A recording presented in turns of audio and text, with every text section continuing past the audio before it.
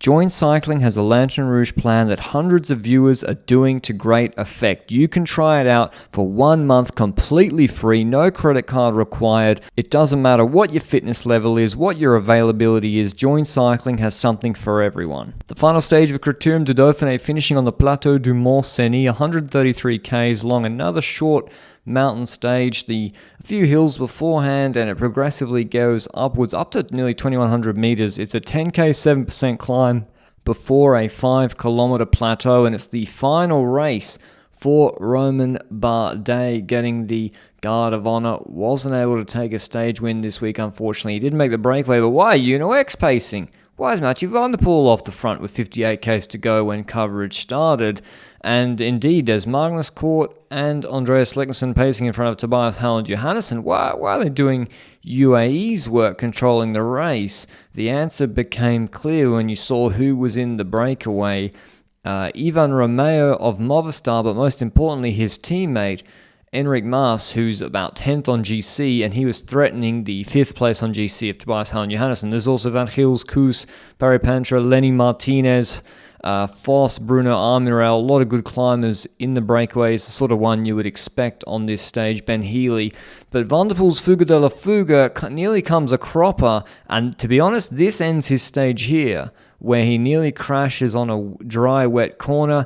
Van der Poel, he looked kind of like the Giro 2022 descent when Gijs Leemreizer, the narwhal, destroyed him on a descent. The wet roads, Sunrise were having issues. See the gap of Leknesson, he left it to his teammate Cort. That wasn't the plan. Pogačar sprints onto his wheel, or Johannesson's wheel rather, and then Vingegaard goes across, and then Leknesson's trying to come back. So a lot of the riders and teams getting out of sorts on these freshly wet roads, and Romeo is basically pulling this breakaway all out. The gap was 120, 130 to the GC group behind the breakaway, and Van der Poel was actually gaining time on all the climbs and then losing time back on the descents, and he gets caught in the valley by Romeo about a couple of kilometers before the Col du Mont-Cenis, and the gap is 145. Could the breakaway hold on? Could Enric Mas go for the stage, or his companions, Lenny Martinez, etc.? Romeo's job done at the bottom. A lot would depend on the appetite of Tadej Pogačar. Sepp Kuss sets off immediately. If Pogačar puts his team of Wellens and Sivakov and co to pace with Pollitt, and then launches himself, I mean, no gap is safe, but that didn't seem to be the plan. Vingegaard and Pogačar were discussing it. Wasn't in single file. You can see the riders 3 abreast, looking fairly relaxed. The gap was going out 110, 115, 120, 130 to the breakaway, which starts to attack itself. Enric Mas goes. Lenny Martinez progressively gets across to him, and those two would be the best from the breakaway. But Tobias Howland Johannesson, he's got no teammates left. UAE are just losing time to that breakaway, with Enric Mas threatening his GC position, so he jumps and look deeper in this group through the blue jerseys. Paul Seychelles crashes. I don't know if his teammate Barry Pantra came across his front wheel or they didn't expect an attack, but that was he lost, I think, a couple of places on GC from 6th to 8th, so not the end that the young French super talent would have wanted, but still an incredible performance across this week from him. And Lenny starts to relay with Mas. He's looking strong. Remember, he won from the GC group in Paris-Nice ahead of Jorgensen. He won ahead of Almeida on Tion 2000. The pace from Wellens wasn't enough for Johannesson's liking, so he goes on the attack again. And Wellens here gets the order from Pogačar, I think, to let the gap just be stable. I think he wants Wellens to pace himself like he did on stage 6 on the penultimate climb.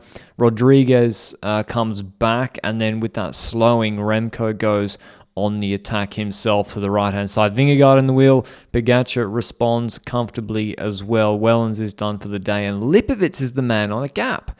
So the man who's been the 3rd strongest in the mountains on stage 6 and 7, he's on a gap relying on Van Gils, or maybe he's just pacing himself on this climb. Remco sees it. He starts to pace, because Lipovic is 3rd on GC and Remco's 4th on GC, so he's looking at, if he cracks, maybe he can get onto the podium, but it seemed like Lipovic was just pacing himself. Lenny hits Mas from behind and continues his strike rate. Well, it looked like he was going to continue his strike rate of winning in Francophone World Tour races this year. But Valepitan Parapantra begins to pace from the breakaway. Lipovic starts to bridge across with Jorgensen in the wheel, and Vingegaard attacks from behind Evenepoel. No response or reaction. Pogačar in the wheel, but it's not looking good for Lenny if Pogačar launches, but he doesn't. He just rolls through softly with Vingegaard. 52 seconds with 1.5 Ks to go on the climb is still a fair margin. Even though Vingegaard was getting across to Kuss, who pulled him for a little bit, Martinez was incredibly strong on this climb. He's not been consistent in the GC this week. He was good in Catalonia and GC. He fell out of GC in Paris-Nice, but in terms of stage hunting, he's maybe the best pure stage hunter this year. And even though it's a 5K plateau, he has a 50-second gap. It could have gone either way, but Jorgensen and Evenepoel and Lipovic start attacking each other on the plateau. That provided a little bit of excitement, but basically these two, Vingegaard and Pogačar, rode it in. So not many GC changes in the top 5 or 6, to be honest. Martinez incredibly strong. Remco starts to play on the plateau. Jorgensen in his wheel. But again, they do manage to get away, but not big gaps either. And Tadej Pogačar looks like he had a pretty trouble-free day. Martinez wins the stage. Tadej Pogačar wins the Dauphiné with 3 stage wins. Doesn't contest the sprint with Jonas Vingegaard, and Evenepoel and Jorgensen come past about 6 seconds later, just a little bit ahead of Marcel Lipovic, Johannesson, Healy, and Kuss. So good that the breakaway was able to win today. I was worried for a little bit at the bottom. Here's what Lenny had to say after the race. Incredible day for you, a victory on the Dauphiné just 24 hours after a very bad day. Yeah, yesterday I was super bad, but the team said to me, you need to never give up, and I tried today, I feel better, and finally a victory at the end, so yeah, super happy. It's a good week overall for you and for the team. Yeah, honestly, it was not a super good week until this stage, but with I think this victory we can be proud of this. Yeah. Optimistic for the Tour de France? Yeah, I hope to take a victory on the Tour, but yeah, we will see. But Pogačar wins GC with a handsome margin, 59 seconds ahead of Vingegaard, who also has 1:40 on Lipovic in third. Evenepoel fourth, then Johannesson. That's the best performance of his career GC-wise. Then Jorgensen, Marcel Seychelles, Carlos Rodriguez, and Guillaume Martin. Rewards for consistency. Finishes 10th on GC in the Dauphiné. But who enjoyed the recap, and I'll see you soon. Ciao, ciao.